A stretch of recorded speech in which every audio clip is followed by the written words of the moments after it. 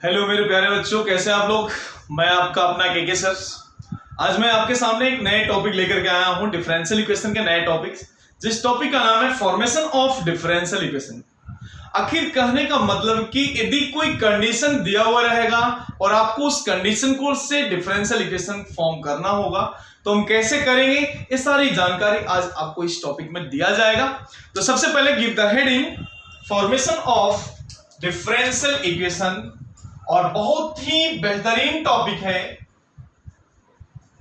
बहुत ही बेहतरीन topic, formation of differential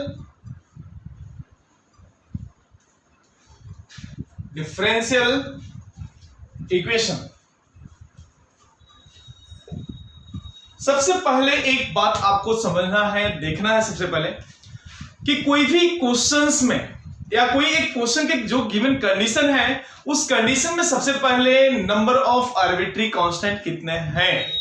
और यदि आपको नंबर ऑफ आर्बिट्री कांस्टेंट, और इसको हम पैरामीटर भी बोल लेते हैं, कितने पैरामीटर के क्वेश्चंस हैं। पैरामीटर के मतलब मैं आपको यदि बता दूं, सपोज दैट कि मैंने एक लाइन ले लिया y is equal to mx लिया, तो यहां पे m क्या है, पैरामीटर है जिसको हम एलिमिनेट कर सकते हैं, बराबर है। यानी इसको हम बोलेंगे पैरामीटर। नंबर ऑफ पैरामीटर की बात करूं तो एक पैरामीटर है इसके लिए।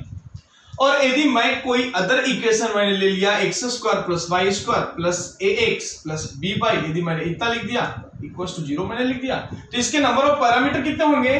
पैरामीटर इसके कितना है, पैरामीटर इज द 2, यानी नंबर ऑफ आर्बिट्री कांस्टेंट भी उसको हम बोलते हैं, जो कितना है 2 के बराबर। तो सबसे पहले इसमें आपको ये देखना है कि क्वेश्चन में के आर्बिट्री कांस्टेंट कितने हैं। जितने आर्बिट्री कांस्टेंट होंगे उतना ही पावर ऑफ, मतलब उतना ही बार डेरिवेटिव आपको करना होगा, यानी ऑर्डर उसका उतना ही होंगे। तो सबसे पहले आज जो मैं आपको बताने जा रहा हूं कि इसका मेन फॉर्मेट क्या है, वो मैं आपको बता रहा हूं। इन आर्बिट्री कांस्टेंट पे मैं कुछ बातें आपको बताने जा रहा हूं। तो सबसे पहले इसका आप लगे तो लिख देना, कंसीडर, लिखते जाइए, साथ में लिखते जाइए। Consider a family of curve, consider a family of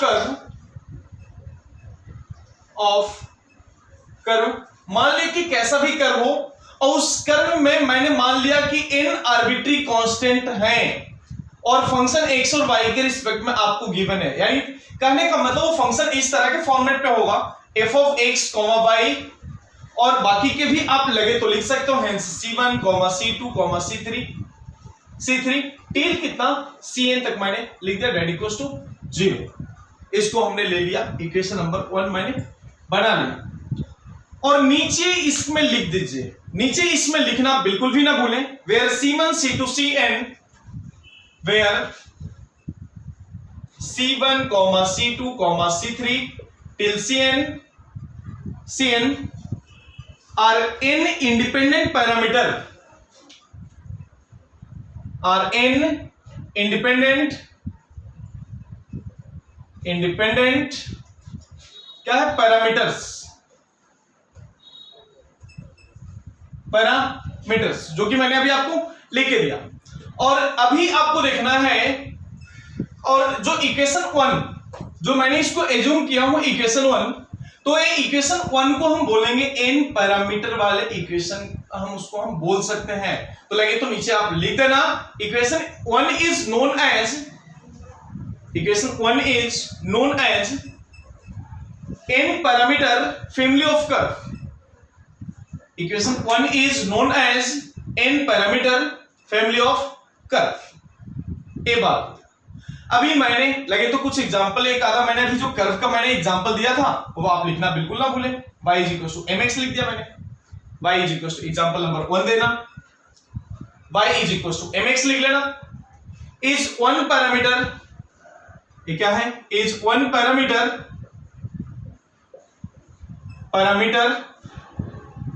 family of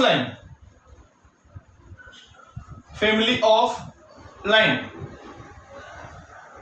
बराबर। सेकेंड नंबर ले रहा हूं x square plus y square plus x plus b y that equals to 0, यानी ये जो है आपका वो 2 पैरामीटर है, 2 पैरामीटर्स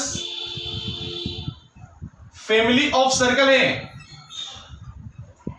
फैमिली ऑफ सर्कल, क्योंकि ए और बी के डिफरेंट डिफरेंट वैल्यू के लिए सर्कल के इक्वेशन डिफरेंट डिफरेंट बन जाएंगे और उसके चित्र भी अलग अलग तरीके से बन जाएंगे। तो सबसे पहले इसके रूल्स, यदि ऐसा रहा तो क्या करेंगे, इस पे आज जैसा कि मैंने आपको पहले ही बताया, जितने नंबर ऑफ आर्बिट्री कांस्टेंट हो गए उतना ही टाइम्स आपको डेरिवेटिव निकाल करके इक्वेशन को डिफरेंशियल इक्वेशन के फॉर्मेट पे हम लिख सकते हैं। लेकिन यहां पे सबसे बड़ी बात यह है कि सारे कांस्टेंट को आपको एलिमिनेट करना होगा। सारे कांस्टेंट, जितने भी सारे कांस्टेंट हैं, सारे कांस्टेंट को आपको एलिमिनेट करना होगा। तो लगे तो नीचे एक डैश देकर के आप लिखें, right down, if be differentiate equation 1 n times with respect to x, if we differentiate the equation 1 with respect to x, कितने times, n times, we will get n more relation, we will get n more relation between x, y, c1, c2, c3 till cn, यानी n type of n relation आपको निकल जाएंगे यदि आप n times derivative निकाल लिया तो। And derivative of y with respect to x, किसके रिस्पेक्ट में निकालना है, डेरिवेटिव इसके विथ रिस्पेक्ट टू x के रिस्पेक्ट में निकालना है। और नेक्स्ट पॉइंट लगे तो इसी में आप सेकेंड पॉइंट लिख देना, by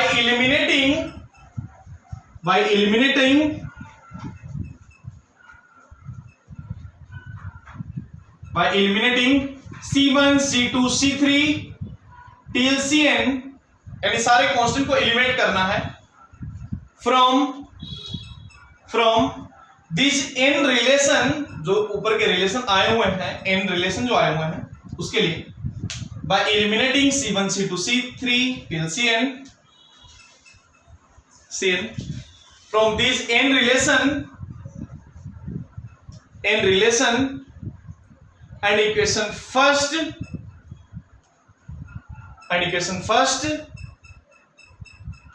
we get a differential equation,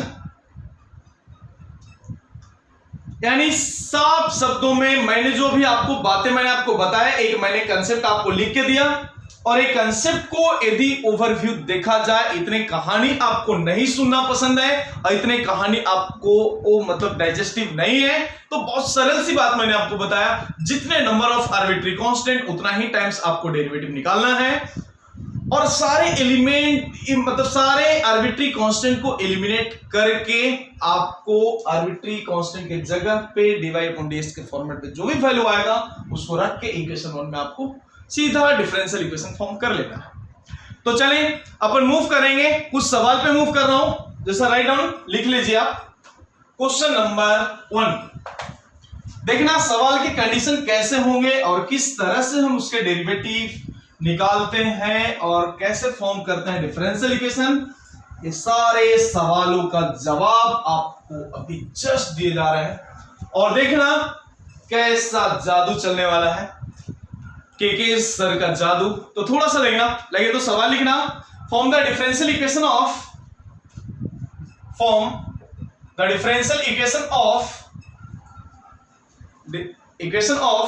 family of lines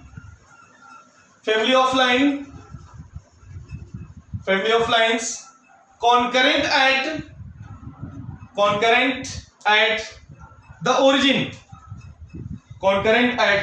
origin, यानी आपको फैमिली ऑफ लाइन जो सभी लाइन आपस में ओरिजिन पे एक दूसरे से मिल रहे हैं, यानी कभी भी इक्वेशन कैसा होगा, इक्वेशन की बात करूं तो y is equal to mx होंगे और यदि y is equal to mx दिए हुए हैं तो इसका आपको निकालना होगा क्या, डिफरेंशियल इक्वेशन। देखना कितना सरल है और कितना सिंपल है।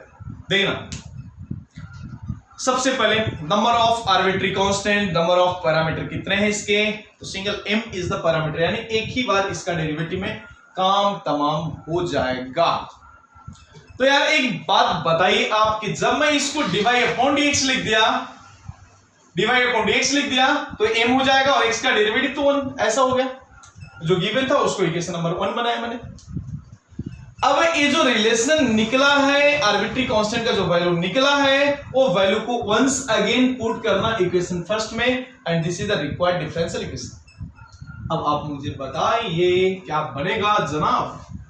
y is equal to x as it is into dy/dx हो जाएगा g, और यदि आप चाहो तो क्रॉस मल्टीप्लाई करके y है ना, तो y into dx that equals to x into dy, चाहे आप माइनस इधर करके इक्वल्स टू 0 कर देना और लिख देना this is the required differential equation. यही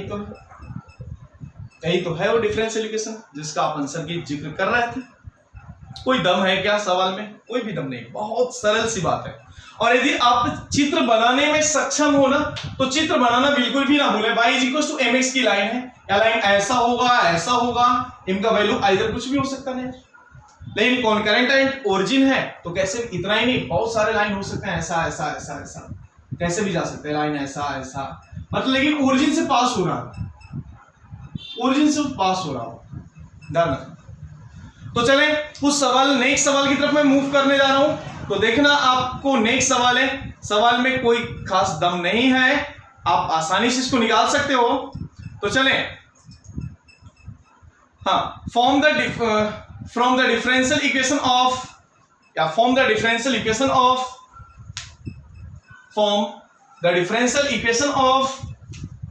all concentric circle at the origin। देखना सवाल कितना चिल्लड़ है, सवाल में क्या दम नहीं है, कोई दम नहीं है बेटा। तो सबसे पहले मैंने आपको बोला कि कॉन्सेंट्रिक सर्कल एट ओरिजिन का मतलब कि सेंटर 0,0 होनी चाहिए। ऐसा सर्कल बहुत सारे होंगे, एन टाइप्स ऑफ सर्कल ऐसा बनते जाएगा, और सभी सर्कल का इक्वेशन की बात मैं एक ही इक्वेशन से लिखूं तो आर वैल्यू होते जाएगा, सर्कल के इक्वेशन बदलते जाएंगे, बराबर है। तो इक्वेशन क्या होगा, इक्वेशन आपके लिए x² + y² that equals to कितना, r²। अब आपसे मैं पूछने जा रहा हूं, इसको इक्वेशन नंबर 1 बना लिया मैंने। नंबर ऑफ आर्बिट्री कांस्टेंट कितने हैं? आपका जवाब होगा 1। और जब एक आर्बिट्री कांस्टेंट है तो डेरिवेटिव भी आपको एक ही बार लेना है। क्या करना है, डेरिवेटिव भी आपको एक ही बार लिख के इसको खत्म कर लेना है यार, क्या होगा।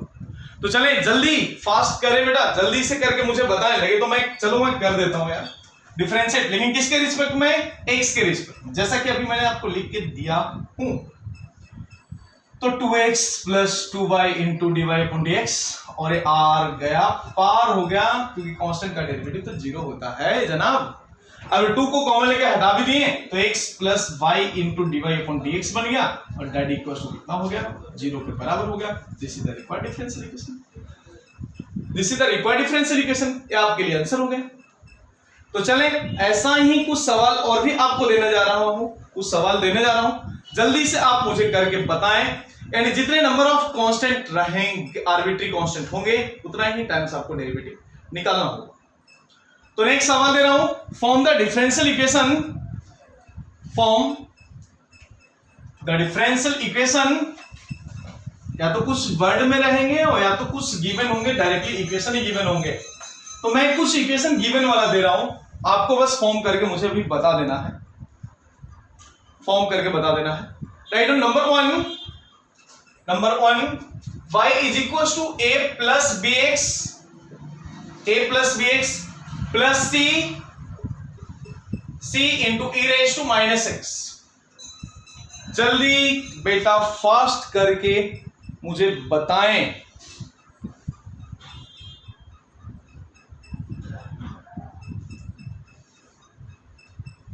यानी अब मुझे बताइए इसमें क्या होने वाला है जनाब, बताएं। सवाल बेहद ही खास है आपके लिए। क्या करें, यहां से number of arbitrary constant a, b and c, यानी कितने टाइम्स डेरिवेटिव होगा, 3 टाइम्स तो पक्का जाएगा जी, समझे जी। तो नंबर 1 की बात कर रहा हूं, यानी dy/dx क्या बनेगा, बता दो मुझे। a का डेरिवेटिव तो 0 हो जाएगा, दूसरा वाला b हो जाएगा, तीसरा वाला c एज इट इज, और e raise to minus x का सेम ही होने वाला है, बट माइनस के लिए माइनस बाहर निकल गया, ऐसा लिख दिया मैंने। दूसरी बार जब इसका डेरिवेटिव ले रहा हूं, क्योंकि 3 टाइम तो बनेगा ही, आप ध्यान रखना, दूसरी बार ले रहा हूं, यानी d square Y upon D x square की बात करूं तो b तो यहां से 0 निकल जाएंगे, और minus c as it is, और e raise to minus x as it is होगा, और इसका माइनस माइनस प्लस होके ऐसा होगा।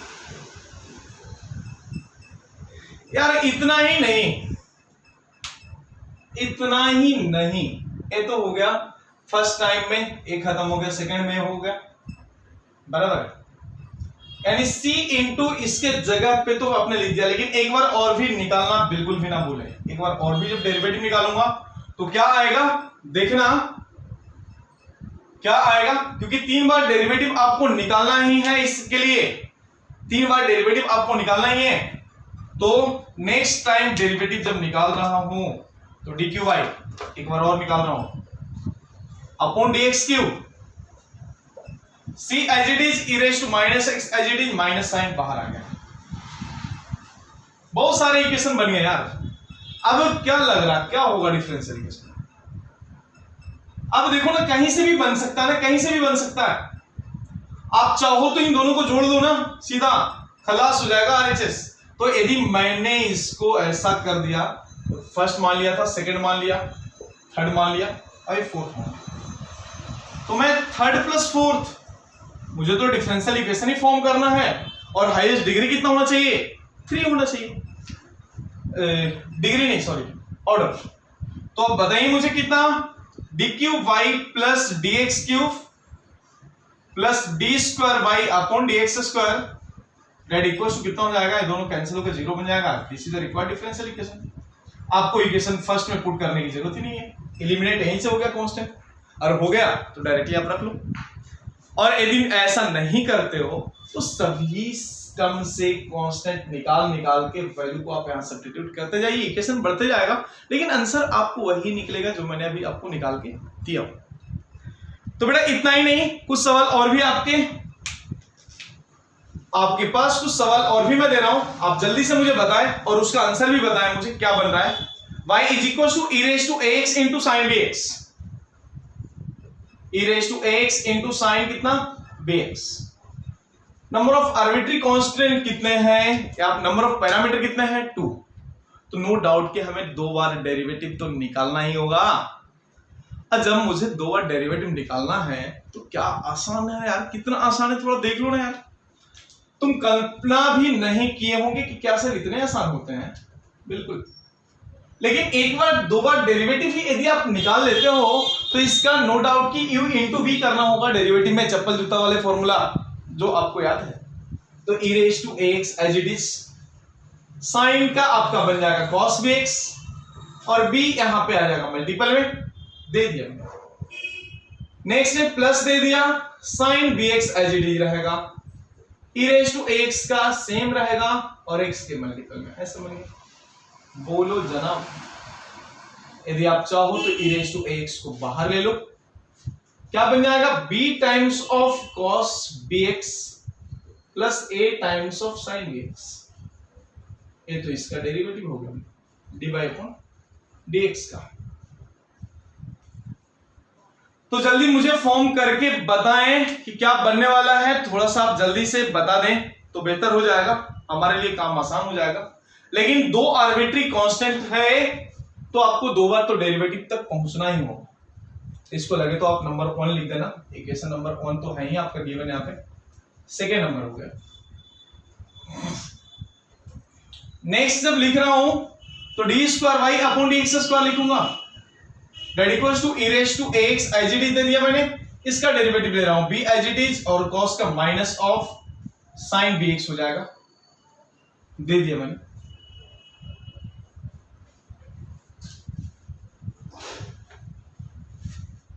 Minus b as it is हो गया, cos का माइनस साइन हो गया, सही है ना।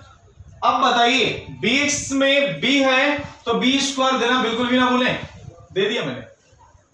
बाजू वाले का लिख रहा हूं तो प्लस कितना a एज इट इज है बेटा, साइन का क्या हो जाएगा cos bx, वंस अगेन यहां भी बन जाएगा और b के लिए मैंने यहां पे b देना बिल्कुल भी ना भूला। वो तो मैंने लिख दिया यार ऐसा। दूसरी बातें एक बार और भी बताओ ना मुझे, क्या कर सकता हूं, ऐसा तो मैंने लिख दिया u इंटू वी था ना, तो पहले एज इट इज इसका डेरिवेटिव मैंने ऐसा लिख दिया, अब इसको एज इट इज लिख के इसका डेरिवेटिव लिख रहा हूं, तो प्लस कितना e रेज टू ax का तो सेम ही हो जाएगा डेरिवेटिव, बट a मल्टीप्लाई हो जाएगा आगे, और बाकी के term same as it is b times of cos bx plus a times of sin bx। बेटा मैंने कुछ नहीं कर रहा हूं, बस कैलकुलेशन में आप जो धुरंधर बने हो मैं वही यहां पे यूज कर रहा हूं, और आपको यही कैलकुलेशन तो सीखना है और समझना है। मैंने कुछ भी एक्स्ट्रा अपने पाले से कुछ भी नहीं किया, सारे गेंद आपके पाले में है, उसी से मैं आपको यहां से करके दे रहा हूं। बस आपको लिखित वे में आपको खुद से वीडियो को पॉज करके एक बार सेल्फ जजमेंट जरूर करें कि यदि मैं इसका डेरिवेटिव निकालता हूं तो क्या जो सर ने लिखा है बात हमारा मैच हो रहा है नहीं हो रहा है, और यदि हो रहा है तो दैट्स इट, यदि नहीं हो रहा है तो भी दैट्स इट, बराबर है। नहीं हो रहा है तो कराने की कोशिश करें, आएगा आपको 100% आएगा। तो बेटा अब देखना, अब रिलेशन कैसे निकालना है हमें इसके साथ में, d square Y upon D x square तो मैंने लिख दिया पहला।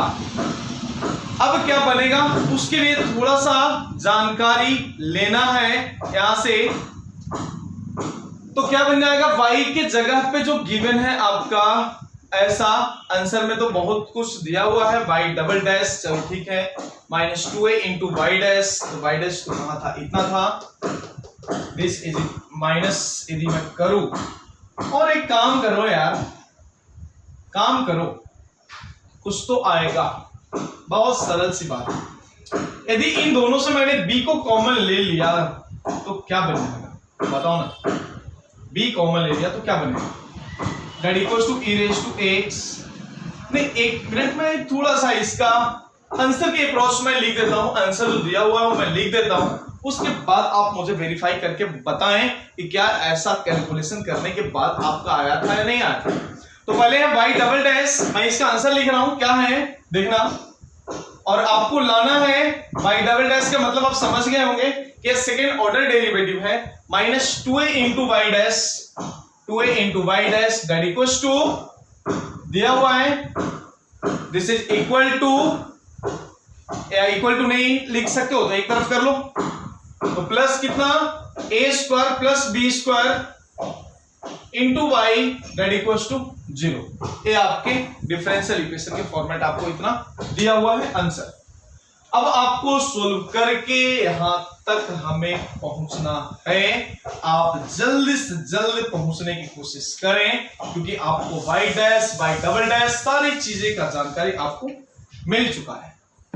तो क्यों ना देर किस बात की, देर किस बात की, तो चलें, ये तो आंसर है आपका, मैंने लिख दिया आंसर, अब आपको चेक करना है y डबल डैश, तो चले ठीक है भाई मैंने लिख दिया।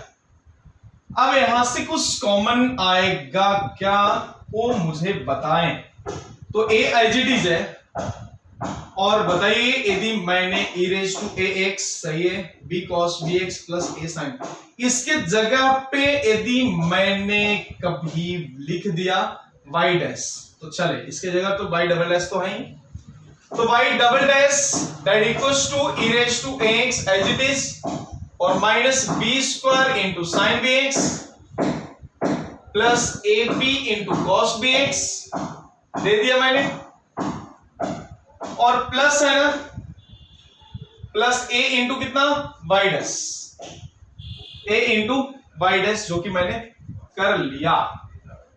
यार अब एक बात बताओ, एक बात बताओ, यहाँ पे a square plus y square कैसे बनेगा, इसकी बात मैं कर रहा हूं यहां से। तो चले y तो है यहां से, अब मैं यदि यहां से कुछ कॉमन ले रहा हूं, देखना थोड़ा सा पहले कहीं मिस्टेक तो नहीं किया हूं, एक बार जरूर से जरूर मैं चेक करना चाहूंगा। तो dy upon dx as it is, ठीक है, e raise to ax as it is, उसका डेरिवेटिव cos होगा, और b आ गया plus a into sine bx as it is, और e raise to x as it is हो जाएगा। तो चले e रेज टू x यदि मैंने कॉमन लेके लिख दिया, तो b into cos bx plus a into sine bx ऐसा बनेगा। वंस अगेन जब इसका डेरिवेटिव ले रहा, इसका डेरिवेटिव फिर से यदि मैंने लिख दिया तो e raised to x as it is, सही है।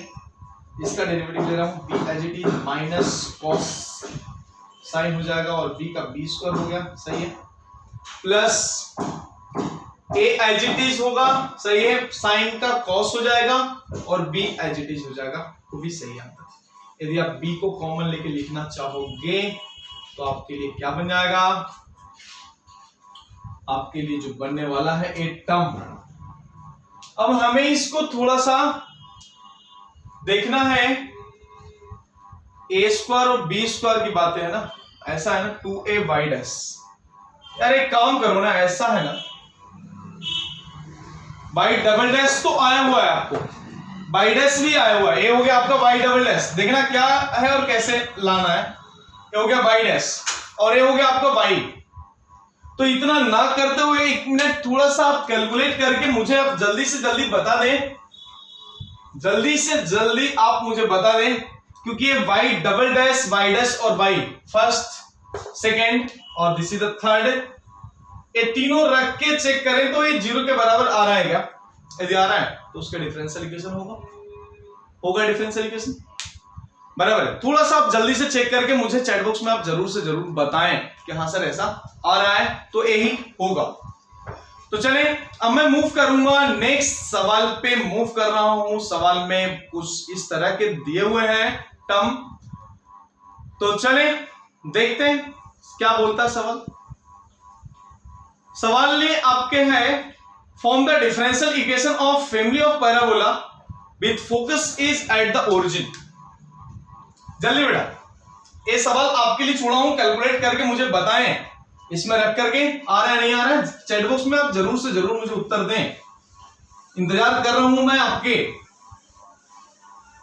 क्योंकि कैलकुलेशन आप कर सकते हो मुझे इतना पता है। तो चलें जल्दी अब देखना है आपको, देखना सबसे पहले नेक्स्ट एग्जांपल है, नेक्स्ट एग्जांपल दे रहा हूं। Form the differential equation of family of parabola with focus at the origin. Focus क्या है? एट द ओरिजिन 0,0 उसके फोकस है। और क्या बोला? Axis of symmetry along the x axis, यानी एक्सिस भी एक्स एक्सिस के अलोंग ही है, फोकस इसके ओरिजिन पे है, ऐसा यानी कर्व नो डाउट कि ऐसा होगा, या तो कर्व ऐसा भी हो सकता है, कर्व बिल्कुल नहीं, पीछे इधर तो बिल्कुल भी नहीं होगा, यानी यहां से ही आपको आगे जाते रहेगा कर्व इस तरह से। कर्व एक ऐसा भी हो सकता है, ये पैराबोलिक कर्व है, ये तो मैंने एक्स एक्सिस ले लिया और ये मैंने वाई एक्सिस ले लिया। अब इसके इक्वेशन की बात जब मैं करूं, फोकस इतना है, तो अभी स्टैंडर्ड जो पैराबोला होता है इस तरह से, जहां पे फोकस आप लिखते हो a,0, उसके a यूनिट पीछे जो होता है उसको हम वर्टाइसिस बोलते हैं, a यूनिट पीछे को हम वर्टाइसिस बोलते हैं। तो लेट अस एज्यूम कि a यूनिट पीछे क्या है आपका, और ये जो इक्वेशन है किसका, y square is equal to 4ax है, ऐसा ना बोलिए ना, 4ax है। तो इक्वेशन क्या बन जाएगा, लगे तो आप लिखना, इक्वेशन आपका बन जाएगा y square is equal to 4a as it is होगा। और नेक्स्ट क्या होगा यहाँ पे, क्योंकि ओरिजिन तो है आपका, मतलब इसके लिए फोकस तो 0,0 है, तो ये बन जाएगा आपका x प्लस a, क्योंकि उतना ही यूनिट पीछे होगा ना, a,0 तो उतना यूनिट पीछे उसके वर्टेक्स होंगे, तो मुझे तो वर्टेक्स से सपोज 0,0 है तो उसके a यूनिट पीछे यहां होगा, यानी माइनस a बन जाएगा वर्टेक्स, बराबर है। a का वैल्यू बदलते जाओ, तो एक ही में लिखो ना यार, a का वैल्यू बदलते जाओ, इक्वेशन बदलते जाएंगे। यानी नंबर ऑफ आर्बिट्री कांस्टेंट की बात यदि मैं करूं तो नंबर ऑफ आर्बिट्री कांस्टेंट यहां पे कितने हैं, एक ही है, तो हमें एक ही बार में ही एलिमिनेट करके आंसर तक पहुंचना है, ध्यान रखें। तो सबसे पहले यदि मैंने इसको सोल्व करके y square is equal to 4ax plus 4a square कर लिया और 2y into dy upon dx, that can be written as 4a as it is, हो गया, और ये तो 0 हो जाएगा, यानी यहां से कैंसिल करके मैंने 2a के बराबर आ गया, यानी y into dy upon dx that equals to 2a, बन गया यहां से।